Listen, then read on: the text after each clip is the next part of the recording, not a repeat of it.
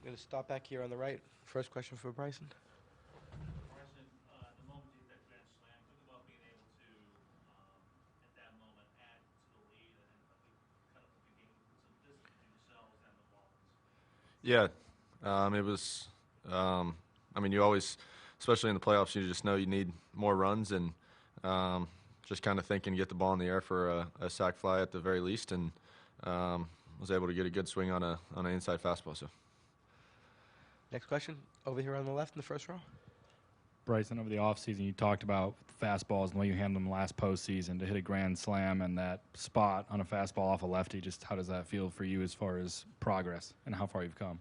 Yeah, for sure. I mean, last year it was a tough go with the fastball, and it didn't take much rewatching of film to kind of realize what I needed to do in the offseason, and just getting with K-Long and my BP thrower back home, it was throw everything up, and did a lot of left-handed stuff, which is my top hand, one-arm swings, one-handed T-drills, and just stuff like that to really make sure I'm using it, since I throw right-handed, and that's my kind of dominant and lead arm. So being able to use that is big.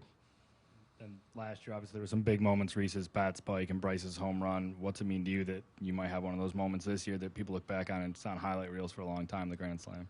Haven't really thought that far ahead. I mean, I didn't really know I even did the bat spike.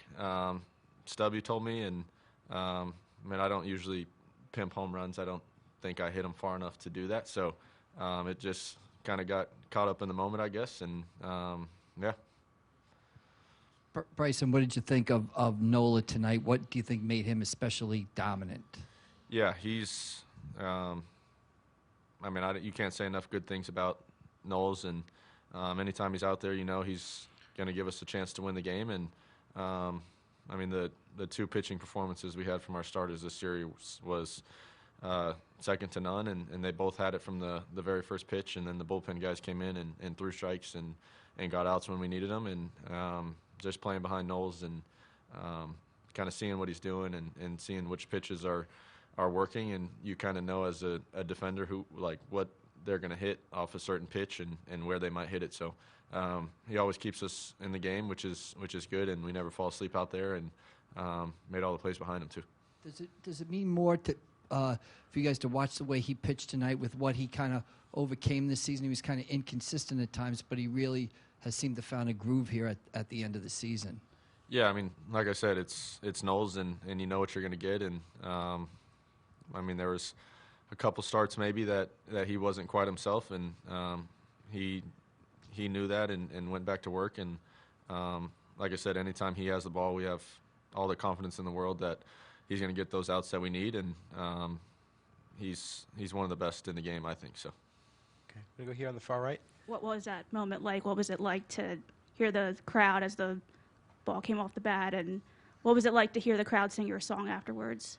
Yeah, I mean, like I said, I don't really have much memory of the swing and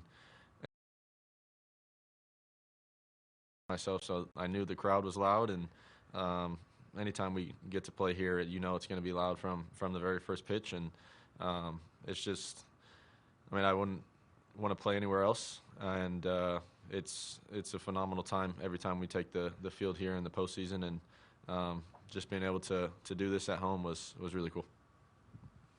We go back here on the left.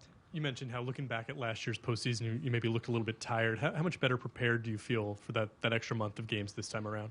Yeah, just kind of going with my trainer at home and kind of just telling him that I think I mean, in the time I didn't feel like I was wearing down, but after the season, it was looking back at the 2 spring trainings and then the minor league season, and back in a month to season, and then making the roster and playing all those games, and then the postseason, it kind of built up, and I didn't really realize how fast it was building up. And this year I made it a goal of mine to stay in the weight room a lot more than I did last year, and whether that's doing 3 exercises a day or 6, it doesn't matter, and just making sure that I have my legs underneath me for however long we play. Okay, we're going to take one more on the far right in the back. Just to get this series out of the way as quickly as you did, and then in the convincing fashion that you guys did it. How sweet was this for you guys to be able to get it done, and the manner in which you got it done?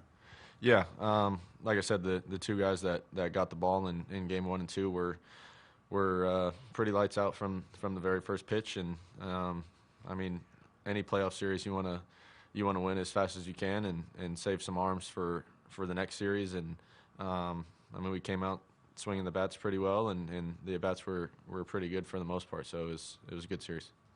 Okay. Thanks, Bryson. Yeah, thank you.